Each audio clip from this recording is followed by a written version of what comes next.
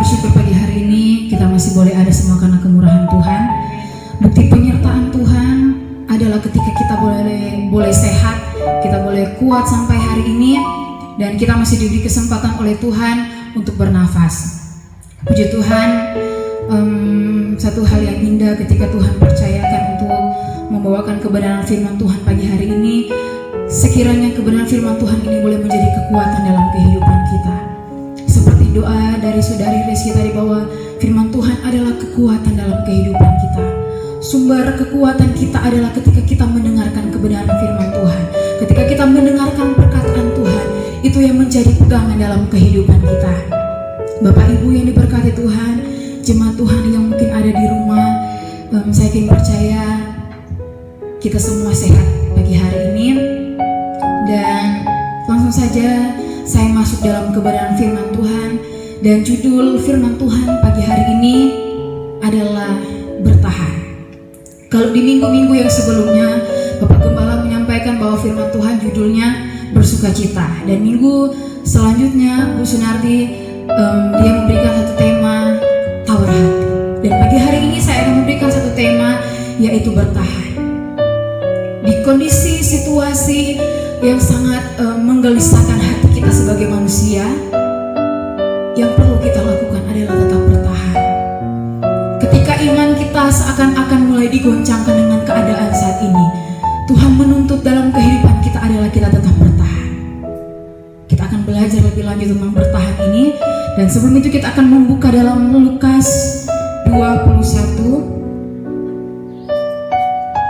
Lukas 21 ayat yang ke-19. Puji Tuhan, saya akan membacakan Lukas 21 ayat yang ke-19. Kalau kamu tetap bertahan, kamu akan memperoleh hidupmu. Sekali lagi saya bacakan, kalau kamu bertahan, kamu akan memperoleh hidupmu. Puji Tuhan, seperti judul saya pagi hari ini, bertahan. Ketika kita bertahan, firman Tuhan berkata bahwa kita akan memperoleh kehidupan. Bukan kehidupan jasmani di dunia ini, tetapi kehidupan kekal di surga nanti. Puji Tuhan. Dalam terjemahan versi mudah dibaca, Lukas 21 ayat 19 ini ditulis seperti ini. Kamu akan menyelamatkan dirimu sendiri dengan tetap kuat di dalam imanmu melalui semua hal itu. Kita akan menyelamatkan diri kita. Seperti kondisi saat ini menuntut iman kita untuk dewasa di dalam Tuhan. Bukan kita bergantung kepada Bapak Pendeta, bukan kita bergantung pada ibadah secara fisik di ruang gereja, tetapi menuntut dari iman kita sendiri. Kita mengangkat iman kita sendiri. Bukan kita melihat orang lain, tetapi kita membangun iman kita sendiri. Dengan cara apa? Kita membangun mesbah keluarga yang indah di hadapan Tuhan. Puji Tuhan. Dalam Kamus Besar Bahasa Indonesia, bertahan adalah mempertahankan diri terhadap godaan, serangan, berteguh hati, tidak mau menyerah. Atau bisa dikatakan tinggal.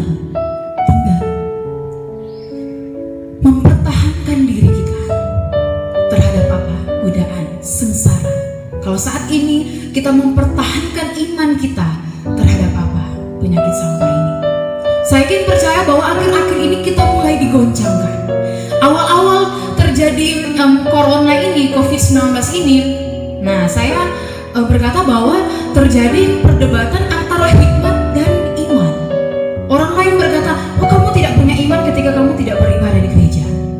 Nah tapi Tuhan memberikan kita hikmat. Tuhan memberikan kita hikmat. Kita berjaga-jaga. Namun tetap iman kita tetap jalan, tetap tumbuh. Walaupun kita beribadah di rumah, kita mendengarkan firman Tuhan dari rumah, saya ingin percaya ketika kita memiliki kesungguhan hati, kuncinya adalah kesungguhan hati. Ketika kita benar-benar sungguh-sungguh di hadapan Tuhan, saya ingin percaya iman kita akan tumbuh. Tetapi sebaliknya, ketika kita stay di rumah, tetap di rumah, dan iman kita sendiri kita tidak bangun, maka iman itu akan semakin merosot. Puji Tuhan. Dalam Roma 12 ayat 1, firman Tuhan ini sudah sangat kita dengar ya. Telah banyak kita dengar. Roma 12 ayat yang pertama, bahwa karena itu saudara-saudara demi kemurahan Allah, aku menasihatkan kamu supaya kamu mempersembahkan tubuhmu sebagai persembahan yang hidup, yang kudus dan yang berkenan kepada Allah. Itu adalah ibadahmu yang sejati. Ibadah yang sejati bukan terletak di gedung gereja, tetapi ibadah yang sejati adalah ketika kita memposisikan hati kita, ketika kita memposisikan kehidupan kita mempersembahkan penyembahan yang terbaik bagi Tuhan. Kita perlu sadari, waktu di saat kita belum terkena corona ini, saya yakin percaya bahwa banyak anak Tuhan yang datang di gereja cuma sekedar apa? Formalitas. Tetapi Tuhan ajak kita, Tuhan didik kita akhir-akhir ini, kita benar-benar memposisikan hati kita untuk menyembah Tuhan. Kita beribadah hanya sekedar formalitas, kita hanya bertepuk tangan memuji memuliakan nama Tuhan, tetapi hati dan pikiran kita tidak tertuju kepada Tuhan. Puji Tuhan. Ketika kita menaikkan pujian dan penyembahan di hadapan Tuhan, di situ kita merasakan hadirat Tuhan. Ketika kita merasakan hadirat Tuhan, kita memperoleh kekuatan. Dan itu akan menjadi hal yang sama ketika kita beribadah di gedung gereja. Tapi akan menjadi hal yang tidak sama ketika kita di gedung gereja, kita hanya duduk saja sebagai formalitas kita datang beribadah setiap hari Minggu. Kita akan mengambil satu contoh ketika pujian penyembahan itu dinaikkan di tengah-tengah keluarga Obed-Edom. Ketika tabut Allah ada di rumahnya mereka selama 3 bulan, firman Tuhan berkata keluarga mereka diberkati Tuhan.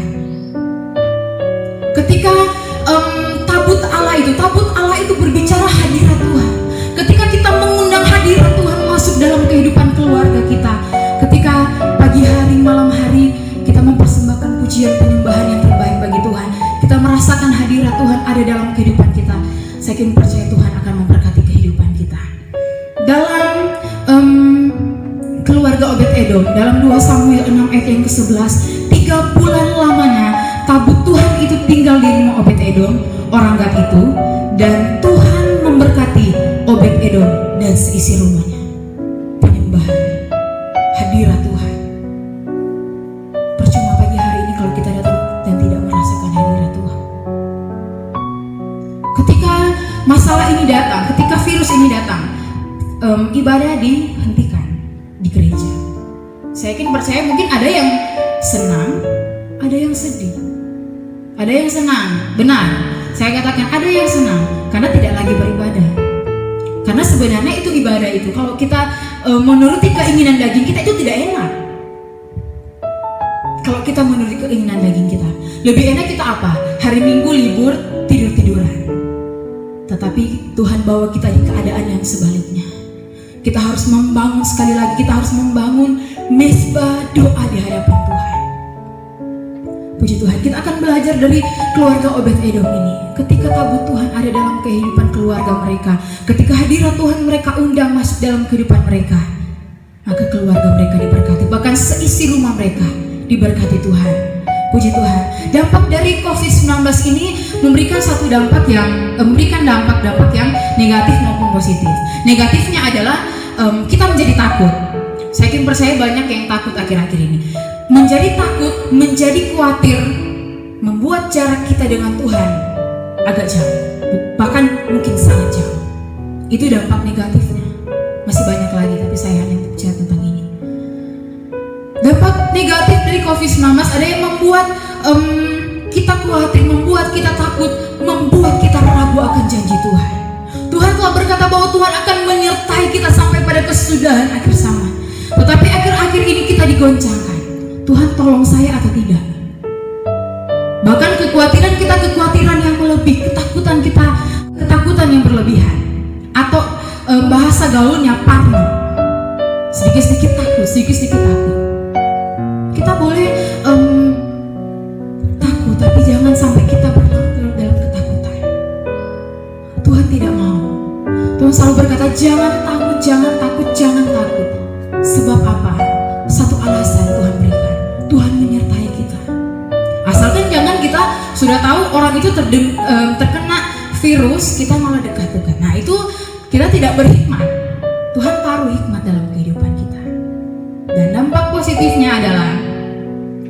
boleh melihat beberapa keluarga membangun mesbah yang indah. Wow, luar biasa.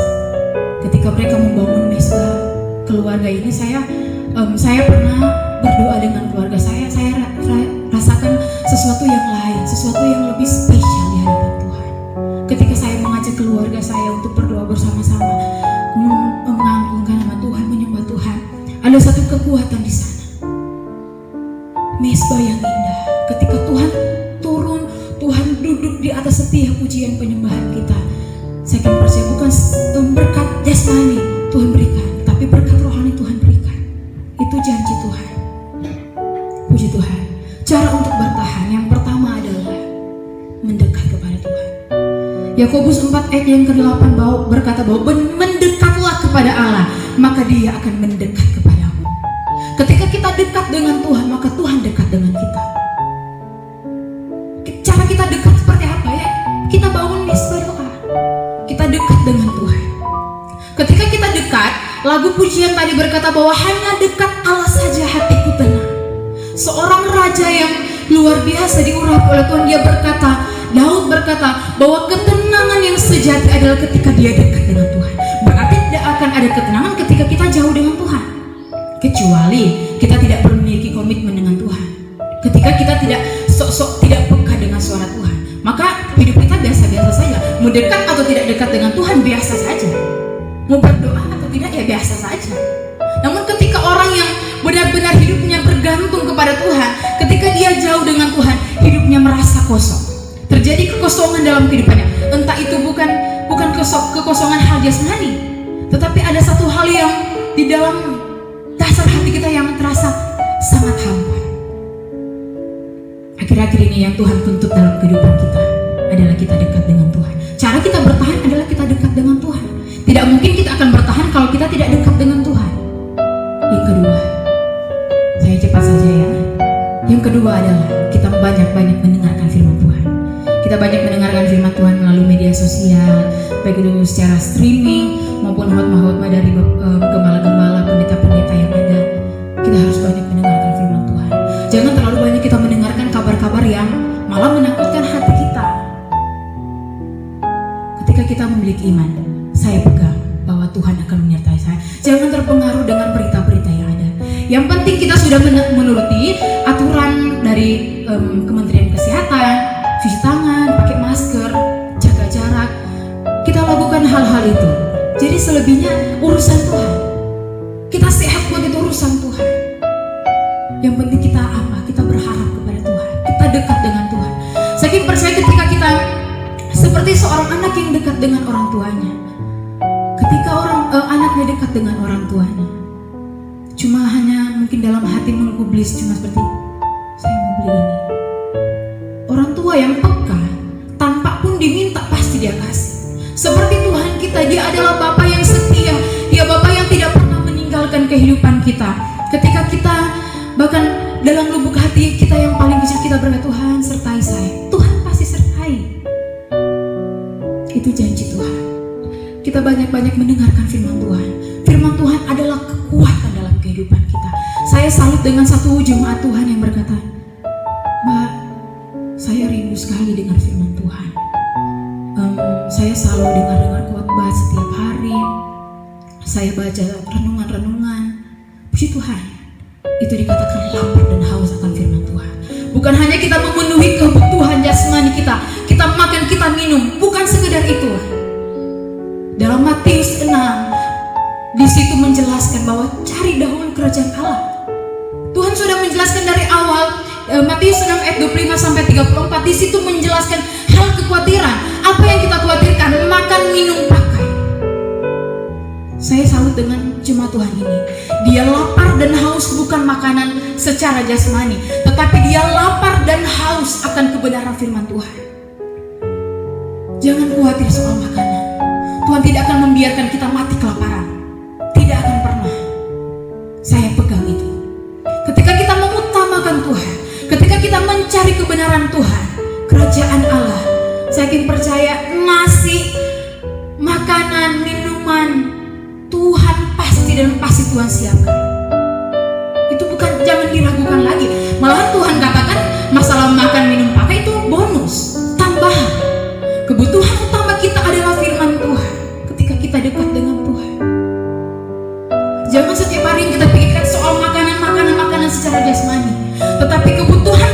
kita, makanan rohani kita tidak full kan. Firman Tuhan adalah kekuatan, dia adalah makanan yang sesungguhnya. Tuhan berkata bahwa makanannya bukan roti, tapi makanannya adalah perkataan Allah, perkataan Bapa. Jangan hanya sibuk dengan makanan-makanan jasmani. 1 jam kita makan itu keluar, maaf saya bicara.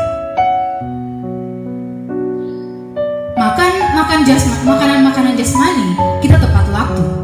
Tetapi ketika kita mau makan tentang kebenaran firman Tuhan, kita terlambat. Bahkan mungkin tidak pernah di otak kita hanya makanan jasmani. Jangan seperti itu. Namun kita akan sama-sama terus belajar. Ketika kita diizinkan Tuhan alami hal ini, kita akan banyak belajar banyak hal. Bahwa yang terutama saat ini adalah kerohanian kita, iman kita di hadapan Tuhan. Puji Tuhan. Dan yang terakhir, tetap berdoa. 1 Tesalonika 5:17 berkata, tetaplah berdoa. Tetap. Berarti itu satu keharusan dalam kehidupan kita.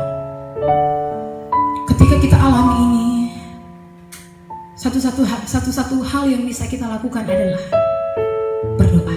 Kita tunduk di kaki Tuhan. Kita merendahkan diri di hadapan Tuhan. Karena kita sadar kita tidak mampu tanpa Tuhan. Bukan saya berkata bahwa orang yang tidak berdoa berarti mereka tidak butuh Tuhan. Bukan. Mereka butuh Tuhan. Tetapi mereka mungkin belum menyadari pentingnya berdoa itu. Dan mungkin saya bisa berkata bahwa bisa jadi karena dia memang tidak memiliki komitmen dengan Tuhan. Ketika orang, saya katakan di awal tadi, ketika orang yang memiliki kedekatan dengan Tuhan, menggantungkan hidup kepada Tuhan, berdoa 1 hari 2 hari itu tidak berdoa rasanya tidak enak.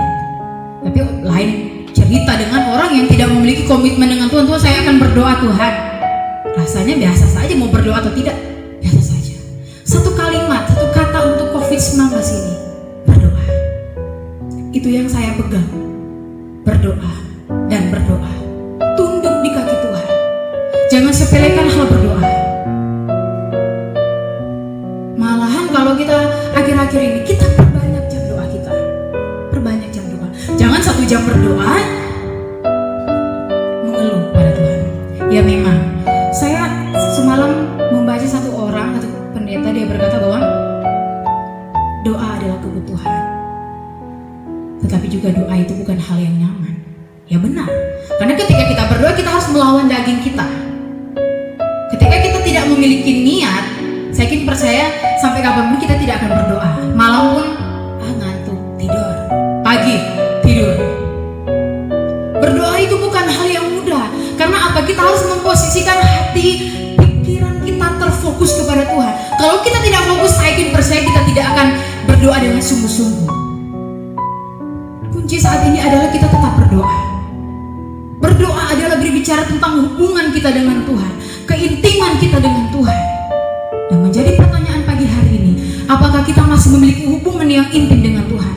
Saya lupa sudah berapa bulan ya COVID-19 ini. Mungkin sudah 1 bulan lebih. Saya akan bertanya pagi hari ini, apakah kita masih mempertahankan kehidupan kita, mempertahankan iman kita di hadapan Tuhan atau tidak? Kita masih berdoa atau tidak? 1 jam, Tuhan berkata, tidak sanggupkah engkau bertahan 1 jam saja? Standar 1 jam saja. Tapi ada orang lain 1 jam saja kayak, wah berat. Memang berdoa itu berat kalau tidak ada komitmen, tidak ada niat yang sungguh. Makanya kita harus punya komitmen dan niat. Doa adalah nafas hidup orang percaya. Itu adalah meme atau satu slogan yang erat dalam kehidupan kita umat Tuhan. Doa adalah nafas. Berarti kalau nak berdoa mati. Bukan secara lahiriah saya mati, bukan. Tapi iman, rohani kita mati di hadapan Tuhan. Akhir-akhir ini Tuhan sangat inginkan kita dekat. Kita memperbanyak hubungan kita dengan Tuhan, pertemuan kita dengan Tuhan. Dalam Matius 6 ayat 25 sampai 34 di situ menjelaskan kita tidak perlu khawatir tentang apapun. Saat ini banyak yang tidak bekerja. Berarti apa? Harapan kita hanya dalam Tuhan. Berarti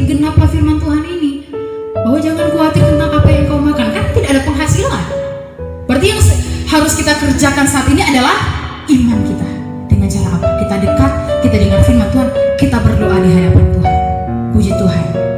Roma 12 ayat 11 berkata bahwa janganlah hendaknya kerajinanmu kendor, tetapi biarlah rohmu menyala-nyala dan layanilah Tuhan. Layani Tuhan bukan seperti saya di mimbar ini, tapi ketika kita beribadah kepada Tuhan, menaikkan penyembahan, itu adalah ibadah kita yang sejati.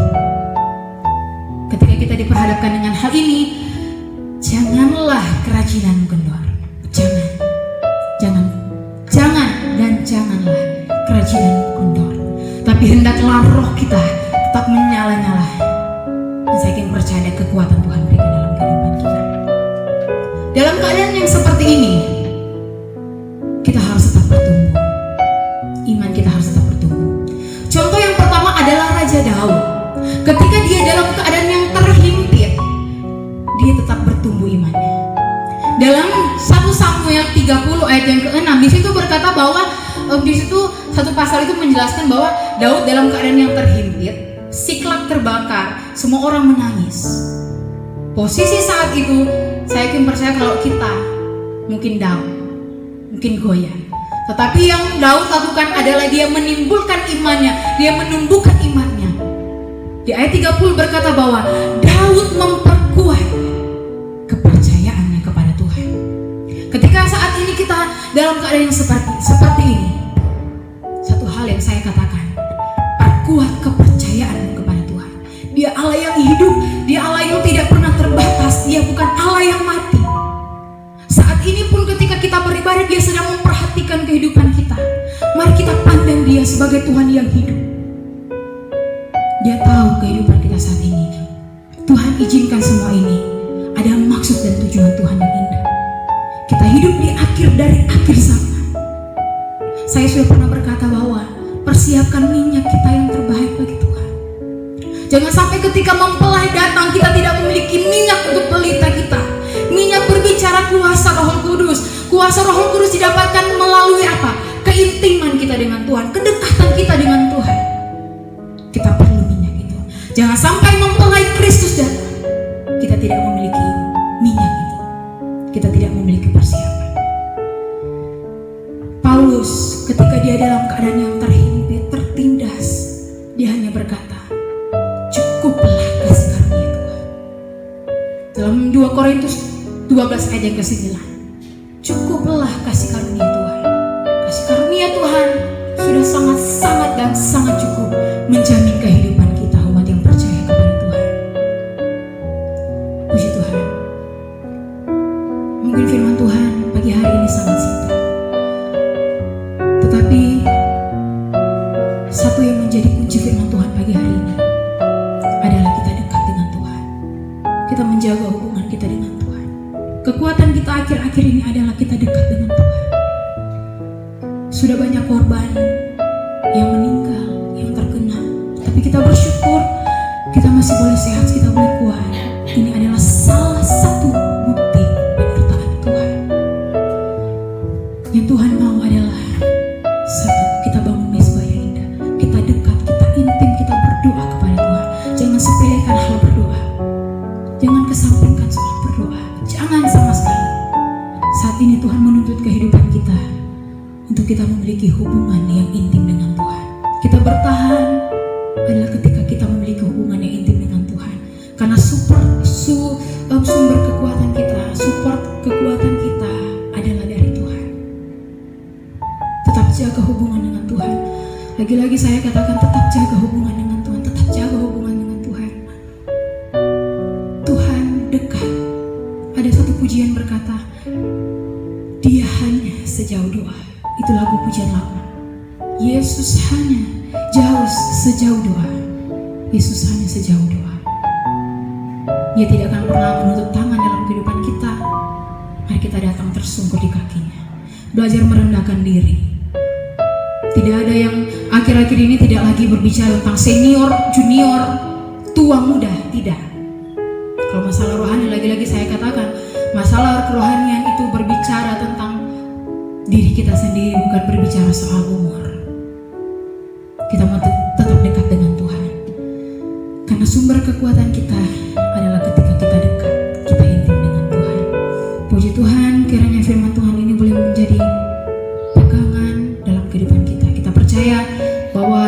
COVID-19 ini akan segera berakhir. Di dalam nama Yesus pasti terjadi